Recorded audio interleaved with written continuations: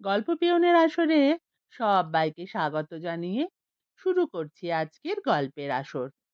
আজ শোনাবো Joseph P ব্রেনানের লেখা রহস্য রোমাঞ্চকর গল্প জাদুকর। শুরু করছি আজকের গল্প জাদুকর। নরগ্যানের বিচিত্র মেলা এলো এক রাতের জন্য রিভারভিলে। গ্রামের সীমান্তে যে বিশাল পার্কটা আছে সেখানে তাদের পসরা সাজিয়ে তাঁবু খাটিয়ে বসলো। সময়টা অক্টোবরের শুরুর এক উষ্ণ আরামের সন্ধে। ফলে 7টা বাজতে না বাজতেই সেই হই হুল্লোড় আমোদ প্রমোদের মেলায় ভিড় জমে গেল। এই ভ্রাম্যমান মেলা খুব যে বড় বা জমকালো তা নয়, তবে রিভারভিলে এর কদর আছে। কারণ সিনেমা, থিয়েটার, খেলার মাঠ, শহুরে সবকিছুর থেকে দূরে এক পাহাড়ি এলাকায় নিঃসঙ্গ হয়ে দাঁড়িয়ে আছে রিভারভিল। রিভারভিলের স্থানীয় অধিবাসীরা খুব উঁচু দরের খেলা দেখতে হয়তো চায় না। সুতরাং সেই পুরনো মোটা মেয়ে, উল্কি কাটা মানুষ এবং বাঁদর খোকা দেখেই ওরা খুশি হয়, মুগ্ধ হয়ে নিজেদের মধ্যে আলোচনা করতে থাকে। চিনে বাদাম আর মাখন দেয়া পপকর্ন খেতে ওরা ব্যস্ত। একই সঙ্গে কাপের পর কাপ গোলাপি লেমনেডে চুমুক দিয়ে চলেছে। আর রং চঙে চকোলেটের গা থেকে কাগজের মোড়ক খুলতে খুলতে ওদের আঙুল চটচটে হয়ে উঠেছে। সবাই বেশ আরামে দিল খুশ হয়ে খেলা দেখছিল।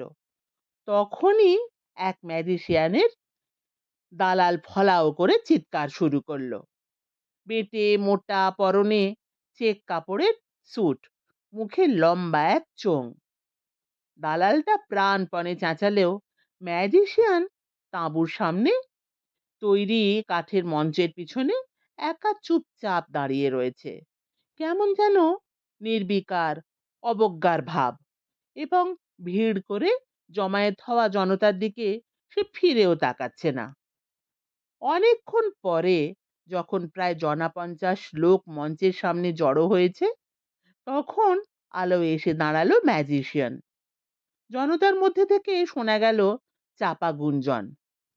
ওপর থেকে ঠিকরে পড়া কর্কশ আলোয় ম্যাজিশিয়ানকে ভীষণ অদ্ভুত দেখাচ্ছে। ক্ষয়ে আসা, লম্বা, রোগা চেহারা, গায়ের রং ফ্যাকাশে, আর গর্তে বসা কুচকুচে কালো দুটো চোখ আকারে বিশাল, ধকধক করে জ্বলছে। মন্ত্রমুগ্ধের মতো সবাই এক দৃষ্টে চেয়ে রইল তার দিকে। ম্যাজিশিয়ানের গায়ে গাঢ় কালো স্যুট ও সেকেলে সরু টাই, সব মিলিয়ে সাক্ষাৎ শয়তানের ছাপ। শীতল দৃষ্টিতে জনতাকে জরিপ করলো সে। অভিব্যক্তিতে ফুটে উঠল তাচ্ছিল্য আর চাপা বিদ্বেষ। তার গমগমে স্বর পৌঁছে গেল ভিড়ের শেষ সারি পর্যন্ত। সে বলল, আপনাদের মধ্যে থেকে যে কোনো একজনের সাহায্য আমার দরকার। যদি দয়া করে কেউ স্টেজে আসেন।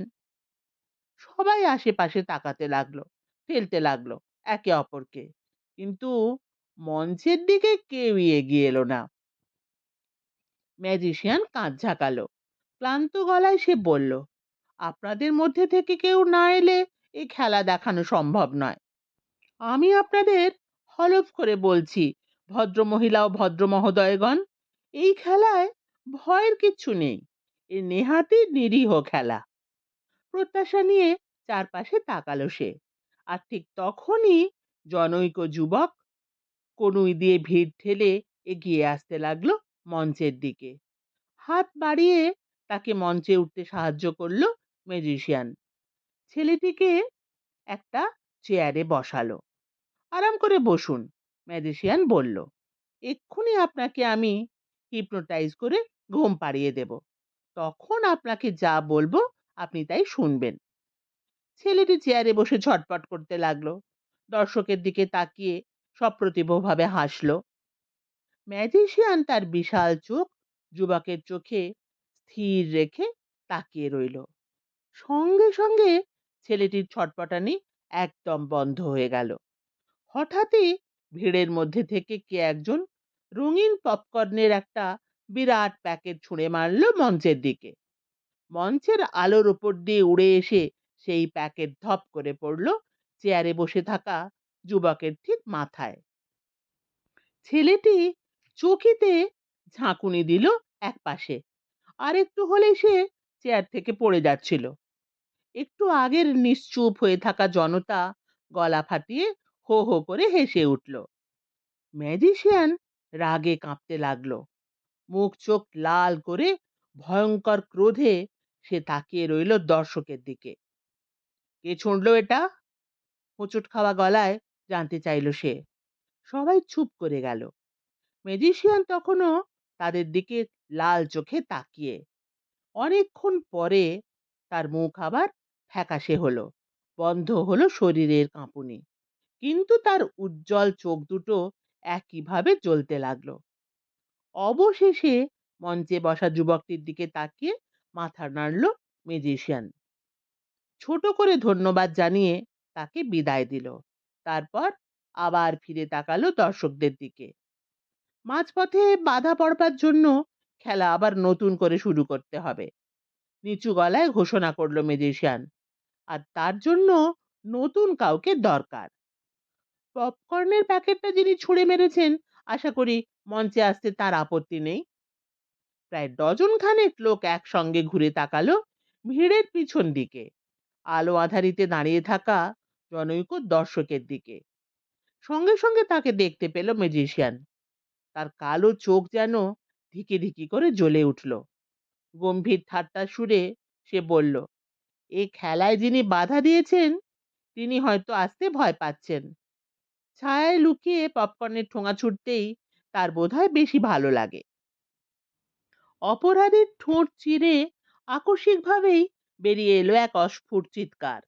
সঙ্গে সঙ্গে সে দু হাতে ভিড় ঠেলে এগিয়ে আসতে লাগলো মঞ্চের দিকে। তার চেহারায় তেমন কোনো বিশেষত্ব নেই, বরং প্রথম যুবকের সঙ্গে যেন অনেকটা মিল আছে। দুজনকেই দেখে সাদামাটা খেতি মজুর বলেই মনে হয়। তার ছেলের ভাব নিয়ে দ্বিতীয় যুবক মঞ্চের ওপর চেয়ারে গিয়ে বসলো।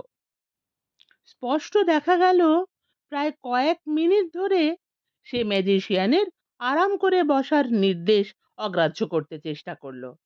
তবে একটু পরেই তার একরোখা ভাব মিলিয়ে গেল এবং অত্যন্ত বাধ্য ছেলের মতো সে তাকিয়ে রইল তার চোখের সামনে স্থির হয়ে থাকা জলজলে দুটো চোখের দিকে।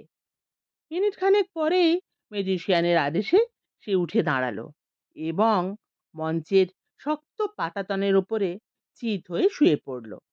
শোনা গেল দর্শকদের দ্রুত শ্বাস নেওয়ার শব্দ। এবার আস্তে আস্তে ঘুমিয়ে পড়ুন, ম্যাজিশিয়ান সুর করে বলতে লাগলো। ঘুমিয়ে পড়ুন ধীরে ধীরে।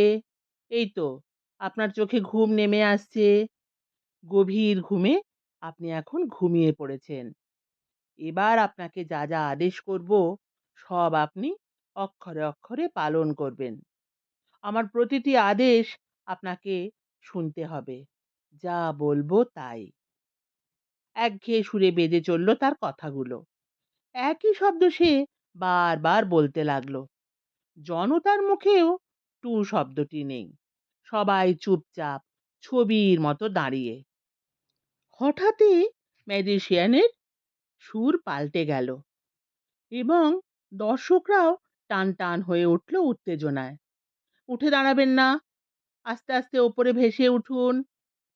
ম্যাজিশিয়ান আদেশ দিল, ভেসে উঠুন ওপরে। তার কালো চোখ দাবানলের মতো সপ্রভ হয়ে জ্বলতে লাগলো। দর্শকরা শিউরে উঠল। উঠুন, ওপরে উঠুন। চমকে উঠে একসঙ্গে শব্দ করে শ্বাস টানলো জনতা। মঞ্চে টান টান হয়ে শুয়ে থাকা যুবকের একটি পেশিও নড়ল না, কিন্তু সে ওই অবস্থায় ভেসে উঠতে লাগলো ওপরে।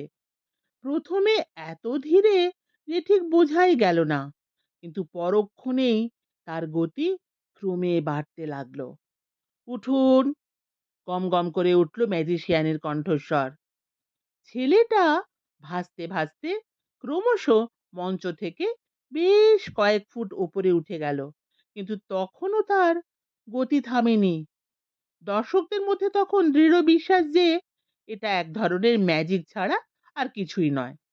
কিন্তু তা সত্ত্বেও তারা অবাক বিস্ময়ে হাঁ করে দেখতে লাগলো। ছেলেটি বাতাসে ঝুলন্ত অবস্থায় রয়েছে, নিরালম্ব হয়ে দোল খাচ্ছে সামান্য। হঠাৎই দর্শকদের মনোযোগ বিচ্ছিন্ন হলো, নিবদ্ধ হলো অন্যজনের ওপরে। ম্যাজিশিয়ান এক হাতে নিজের বুক চেপে ধরেছে, কয়েক পা টালমাটাল পায়ে এগিয়ে সে হুমড়ি খেয়ে পড়ে গেল মঞ্চের উপরে। ডাক্তার ডাক্তার করে সবাই চেঁচিয়ে উঠল। চেক স্যুট পরা দালাল তাঁবু থেকে বেরিয়ে এলো, ঝুঁকে পড়ল মঞ্চে পড়ে থাকা নিথর দেহটার উপরে। সে নাড়ি দেখলো, তারপর ধীরে ধীরে মাথা নেড়ে উঠে দাঁড়ালো। কেউ এক বোতল হুইস্কি এগিয়ে দিল তার দিকে, কিন্তু সে শুধুই কাঁধ ঝাঁকালো। হঠাৎই জনতার ভিড় থেকে একটি মহিলা চিৎকার করে উঠল। সবাই ফিরে তাকালো তার দিকে। পরক্ষণেই মহিলাটির দৃষ্টি অনুসরণ করে তারা উপরে তাকালো। সঙ্গে সঙ্গে আরো চিৎকার শোনা গেল, কারণ ম্যাজিশিয়ানের ঘুম পাড়ানো ছেলেটি এখনো উপরে উঠে চলেছে। সবাই তখন মরণাপন্ন ম্যাজিশিয়ানের দিকেই তাকিয়েছিল। তখনও তার গতি থামেনি। এখন মঞ্চ থেকে সে প্রায় 7 ফুট ওপরে এবং এখনো অবাধে ভেসে চলেছে। ম্যাজিশিয়ান মরে যাওয়ার পরেও সে তার শেষ আদেশ, উঠুন, অক্ষরে অক্ষরে পালন করছে। ঠিকরে বেরিয়ে আসা চোখ নিয়ে দালালটা পাগলের মতো লাফ দিল ওপর দিকে, কিন্তু বেঁটে হওয়ায় তার হাত পৌঁছলো না। শূন্যে ভেসে থাকা শরীরটাকে তার আঙুল কোনো রকম স্পর্শ করলো মাত্র। তারপরে সে বিকট শব্দে পড়ে গেল মঞ্চের ওপরে। যেন কোনো অদৃশ্য দড়ির টানে ছেলেটি কাঠ হয়ে শুয়ে থাকা ভঙ্গিতে ভেসে চলল ওপরে। মেয়েরা পাগলের মতো গলা ফাটিয়ে চিৎকার করতে লাগলো। পুরুষরা চিৎকারে দিশেহারা, কেউ বুঝতে পারছে না কি করবে। আকাশের দিকে তাকিয়ে থাকা দালালের চোখে ক্রমে জন্ম নিল আতঙ্ক। মঞ্চে লুটিয়ে পড়ে থাকা ম্যাজিশিয়ানের দিকে মরিয়া হয়ে একবার তাকালো সে। নেমে এসো, নেমে এসো ফ্রাঙ্ক, নেমে এসো। জনতা চিৎকার করে উঠল, ফ্রাঙ্ক, জাগো, নেমে এসো, থামো ফ্রাঙ্ক। কিন্তু ফ্রাঙ্কের পাথরের মতো দেহ আরো ওপরে উঠে যেতে লাগলো, ওপরে, ওপরে। একসময় মেলার তাঁবুর মাথায় পৌঁছে গেল। তারপর বিশাল বিশাল গাছ ছাড়িয়ে উঠে গেল ওপরে। অবশেষে পৌঁছে গেল নরম চাঁদের আলোয় ভেসে যাওয়া আকাশে। দর্শকদের অনেকে ভয়ে মুখ ঢাকলো দু হাতে, মুখ ফিরিয়ে নিল। যারা তখনও তাকিয়েছিল তারা দেখলো ফ্রাঙ্কের শরীরটা আকাশে ভাসতে ভাসতে ক্রমে একটা বিন্দুর আকার নিল, যেন একটা ছোট্ট কয়লার টুকরো ভেসে চলেছে চাঁদের দিকে। তারপর সেটা একেবারে অদৃশ্য হয়ে গেল। শুনছিলেন জোসেফ পি ব্রেনানের লেখা রহস্য রোমাঞ্চকর গল্প জাদুকর। কেমন লাগলো কমেন্ট করে জানাবেন। ফিরে আসছি আবার কোনো নতুন গল্প নিয়ে।